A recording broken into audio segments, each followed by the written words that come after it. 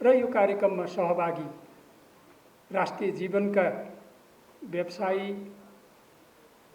व्यवसाय, उद्यम, त्यसै गरी व्यापार क्षेत्रमा एउटा सफलता हासिल गर्नुभएको व्यक्तित्वहरू, अन्य सबै सहभागी महानुभावहरू र प्रिय पत्रकार मित्रहरू, सबभन्दा पहिला मलाई यो गरिमामय सभामा प्रमुख अतिथिको रूपमा आमन्त्रण गर्नुभयो र यो साक्षात्कार गर्ने मौका दिनुभयो, त्यसको लागि अध्यक्ष लगायत सम्पूर्ण चेम्बर टिमलाई हार्दिक धन्यवाद दिन चाहन्छु र यो वार्षिक साधारण सभा भव्य रूपमा सफल होस् र यसले आवश्यक समीक्षासहित आगामी दिनका लागि सही वैज्ञानिक वस्तुवादी निर्णय लिन सकोस्, यसका लागि पनि म शुभकामना व्यक्त गर्न चाहन्छु। र अहिलेको परिस्थितिका बारेमा मैले धेरै भनिरहनु पर्दैन, किनभने एउटा कुरा त मलाई धेरै खुसीका लागेको छ भने अन्य कार्यक्रममा भन्दा यो कार्यक्रममा म धेरै खुसी, अन्तर्हृदयदेखि नै खुसी के छु भने समयमा सुरु भयो, नम्बर 1। नम्बर 2, मञ्चमा अतिथि आसन गर्दैखेरि चाहिँ घन्टौँ समय बित्यो, त्यो पनि बितेन। नम्बर 3, यहाँ अध्यक्षले सबै कुरालाई समेटेर, सटिक र सबै कुरालाई समेटेर यो चेम्बरको नीति, योजना, कार्यक्रम र देखा परेका समस्याहरू यसका बारेमा प्रस्तुत गर्नुभयो। यो सायद तपाईँहरूले राम्रोसित पहिल्यै छलफल गर्नुभयो, धेरै राम्रो गृह कार्यपछि प्रस्तुत गर्नुभयो, सबैको यो साझा धारणा भयो। उहाँले प्रस्तुत गरिसकेपछि अरूले यसमा फेरि धेरै भाषणको जरुरी ठान्नु भएन र यो एकताका लागि, यो समझदारीका लागि पनि म खुसी छु। हुनुपर्ने यस्तै हो, यस्तै हुनुपर्छ। तर यस्तो अन्त कमै हुने गर्थ्यो। यहाँ मैले त्यो देखेँ र हामी धेरै समय बर्बाद गरिरहन्थ्यौँ। यहाँ चाहिँ समयलाई हामीले यसरी सदुपयोग गरिरहेका छौँ कि मिनेटमा हामीले धेरै महत्त्वपूर्ण कामहरू अगाडि बढाइरहेका छौँ। यसका लागि पनि म धन्यवाद दिन चाहन्छु। मैले भनिहालेँ, यहाँ अध्यक्षज्यूले सबै समेटेर प्रस्तुत गर्नुभयो, ती कुरासित म पुरै सहमत छु। उहाँले अहिले भनौँ न यो चेम्बरको दृष्टिकोण, नीति, कार्यक्रमका साथसाथै अब सरकारले गर्नुपर्ने कुराहरूको चाहिँ संक्षिप्त तर धेरै आवश्यक बुँदाहरू उल्लेख गरेर प्रस्तुत गरिसक्नु भएको छ। त्यसमा मेरो पुरै सहमति छ र फेरि दोहोऱ्याएर म यो गर्नुपर्छ त्यो गर्नुपर्छ भन्ने आवश्यक छ भन्ने म ठान्दिनँ। त्यसै गरी नेपाल सरकारका मुख्य सचिवले धेरै राम्रोसित सबभन्दा मुख्य कुरा के हो त अहिलेको, मलाई के लाग्छ भने जान्न पर्ने कुरा पनि धेरै छन्, बुझ्न पर्ने कुरा पनि धेरै छन्, छलफल गर्नुपर्ने कुरा पनि धेरै छन् र समस्या पनि धेरै छन्। तर अहिलेका लागि सबैभन्दा ठुलो समस्या के हो, अहिलेका लागि सबैभन्दा महत्त्वपूर्ण कुरा के हो, त्यसलाई चाहिँ एकदम पहिले आएर यहाँ भन्छन् नि प्रधान र गौण छुट्याउन नसक्दाखेरि के हुन्छ भने गौणमा सहायक कुरामा ध्यान दिनुपर्ने कुरामा जोड भइरहेको हुन्छ, जोड दिनुपर्ने कुरामा ध्यान मात्रै गइरहेको जस्तो स्थिति हुन्छ। उहाँले सबै कुराहरूलाई अध्यक्षज्यूले यहाँ प्रस्तुत गर्नुभएका कुरालाई पनि समेटेर कुरा गर्नुभयो र मैले उहाँले भनेका कुराहरूको सार भन्नुपर्दा मलाई के लाग्छ भने उहाँले एउटा कुरा भन्नुभयो, छोटो भन्नुभयो तर धेरै महत्त्वपूर्ण कुरा के भन्नु भने ओपन माइन्ड छलफल गर्न नेपाल सरकार तयार छ। कुरा यही हो, खुला सिधा स्पष्ट देशभक्तिलाई केन्द्रमा राखेर हामीले छलफल गऱ्यौँ भने इमान्दारितापूर्वक, निष्ठापूर्वक, त्यसमा अलिकति मलाई समय दिनुहुन्छ भने मलाई गहिरो गरी लागेको कुरा के छ भने अहिले यतिखेर नेपालमा इमान निष्ठामा निकै ठुलो ह्रास आएको छ। यो यथार्थ हो, यो इमान र निष्ठालाई स्थापित गर्ने कुरा हामी सबैले मेहनत गर्नुपर्छ। किनभने हाम्रो महान राष्ट्र, यो राष्ट्रलाई हामीले चाहिँ माथि उठाउनका लागि यो देशका सबै बुद्धि विवेक योग्यता क्षमतालाई केन्द्रित गर्नुपर्छ।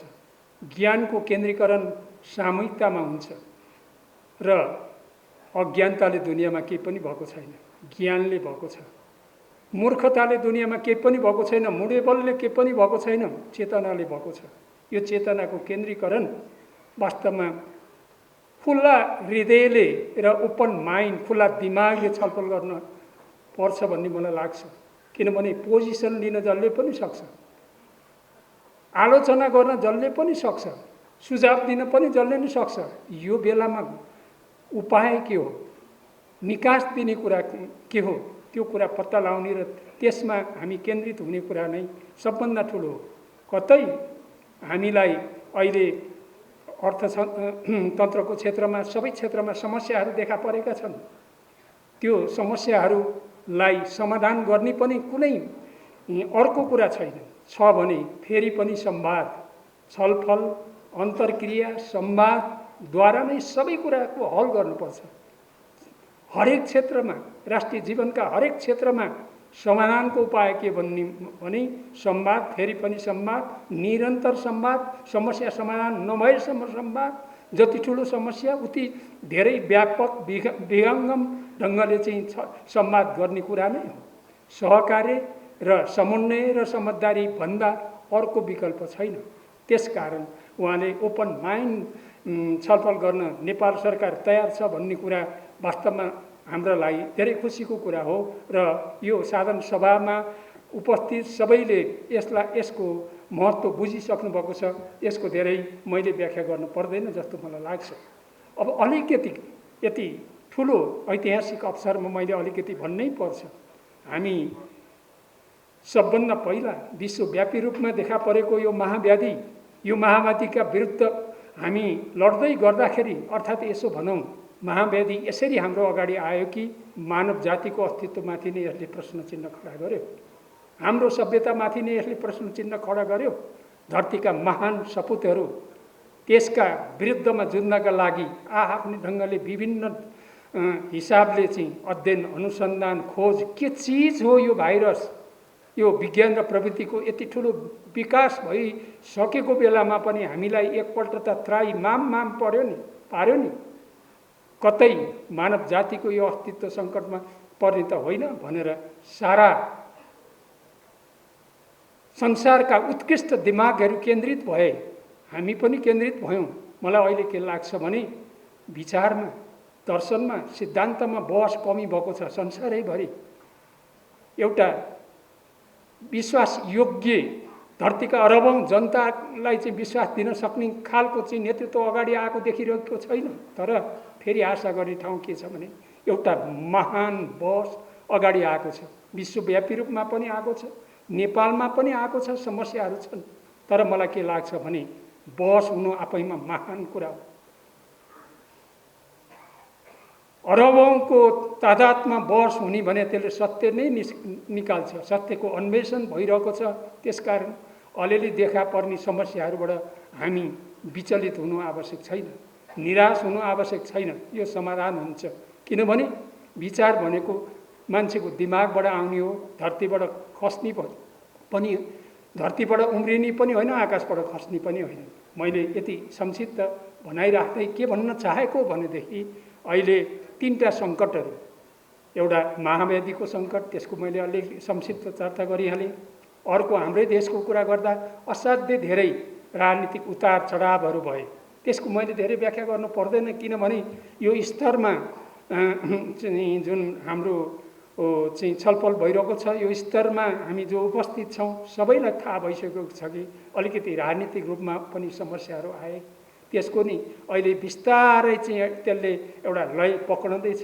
त्यसले चाहिँ एक गरेर चाहिँ समस्या समाधानतिर अगाडि बढिरहेको छ। हरेक क्षेत्रमा अलिअलि समस्या छन् अझै, तर त्यो लय पक्रँदै अगाडि बढिरहेको छ।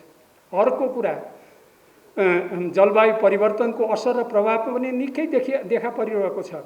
धेरै उदाहरण दिन आवश्यक पर्दैन कि मेलम्चीमा देखा परेको चाहिँ अचानक र आश्चर्यजनक खालको चाहिँ त्यो बाढी पहिरोको कुरा, मनाङमा देखा परेको कुरा, अहिले एकदम ठुला ठुला हिउँ पहिरो गइरहेका कुराहरूले एकैछिनमा जाडोको महसुस हुने, एकैछिनमा गर्मीको महसुस हुने, यी के कारण हुन् त भन्दाखेरि यी कारणहरू हुन् जलवायु परिवर्तनका असर र प्रभाव।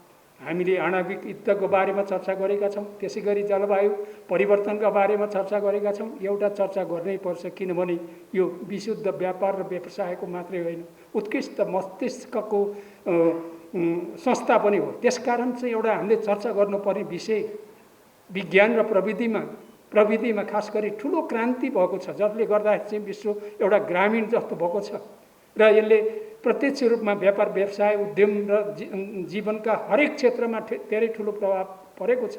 तर फेरि यसले ल्याउने नकारात्मक असरका बारेमा हामीले छलफल गर्न पर्नेछ, किनभने प्रविधिको विकास सँगसँगै अब हामीले नयाँ ढङ्गले चाहिँ तयारी गरेनौँ भने 10औं करोड मान्छेहरू चाहिँ धरतीको कुरा गर्दैछौँ, 10औं करोड मान्छेहरू असान्दर्भिक हुने खतरा छ।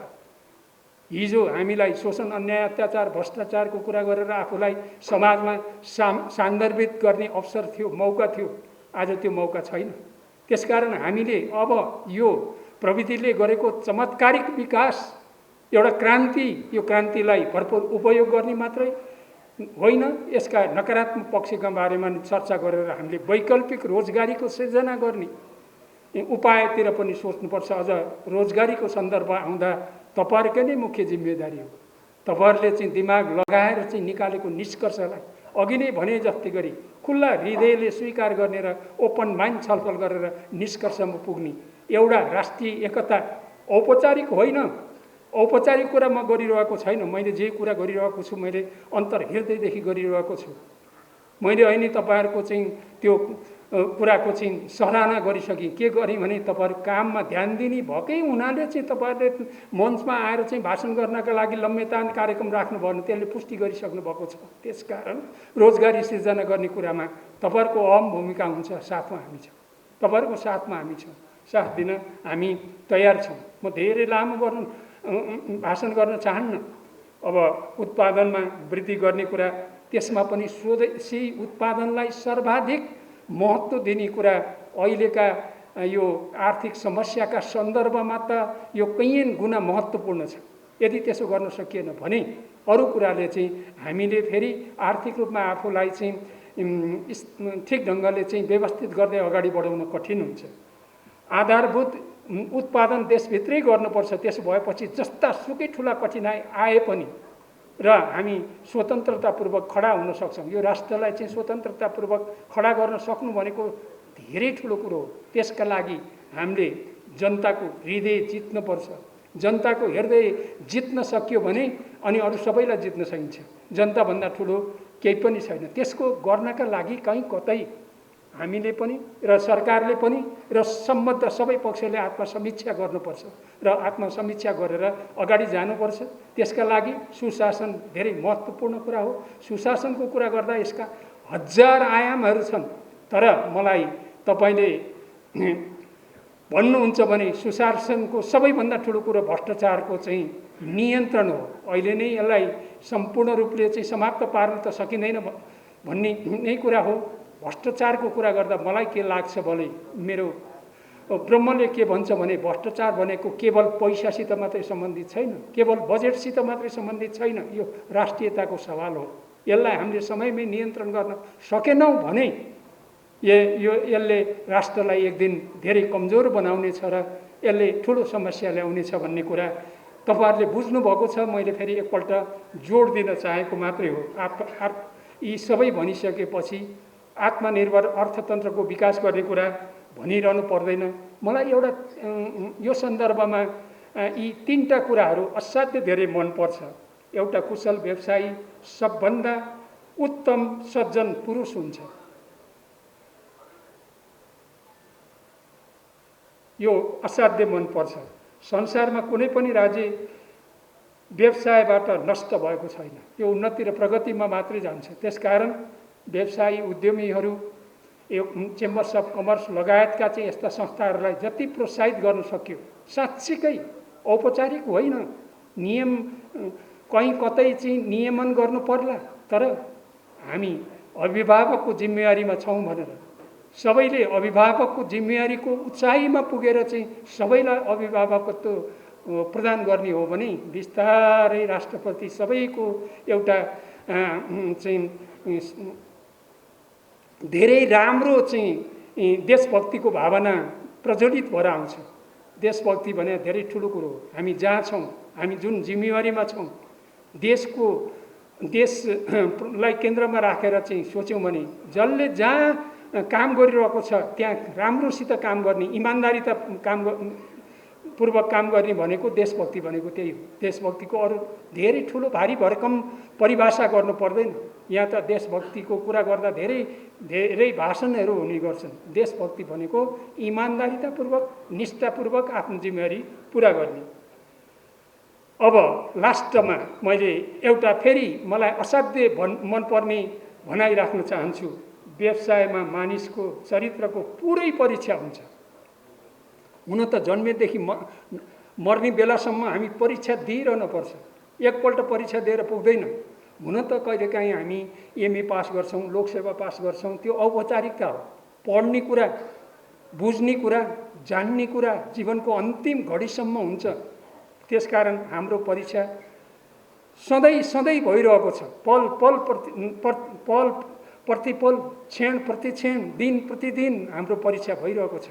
त्यसकारण यो व्यवसायमा मानिसको चरित्रको पुरै परीक्षा हुन्छ भन्ने कुरा पनि मलाई हृदयदेखि नै गहिरो गरी लागेको छ। र अन्तिममा मलाई एउटा कुरा भन्न मन लागेको छ।